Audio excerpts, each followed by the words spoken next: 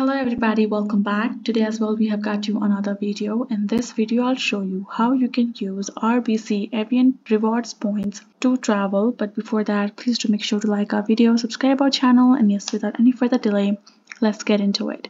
So for that, first of all, simply go ahead, access your rbcroyalbank.com/RBC rewards/ you will be able to land on their official website with the rewards section. On here in the section, if you scroll down a bit, you can also choose to sign into Avion rewards with your account's details to check out the rewards points. But if you scroll down a bit, you can see you can find this option of use your points.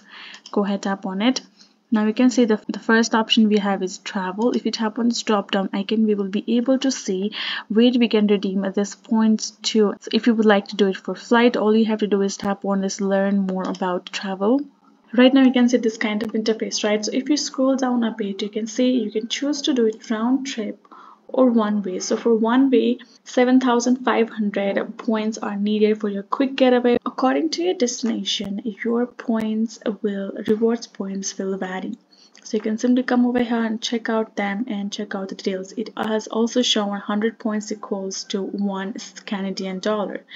Once you have done so, you can see view credit cards which supports or convert points for travel, and these are the places accepts your points for you to book your traveling. So for example, if you go to American Airlines and when you try to book a flight, all you have to do is in their section you have to use your points as a payment method for you to simply travel. As long as you have enough points here in this RBC Avion, you can simply choose to check out any of the airlines that it supports and simply go ahead, book your tickets, and you can travel accordingly and you're good to go. If you would like to learn more about it, you can simply go ahead, tap on this customer service, and you will be able to contact them and you can simply ask them regarding any of the query of yours.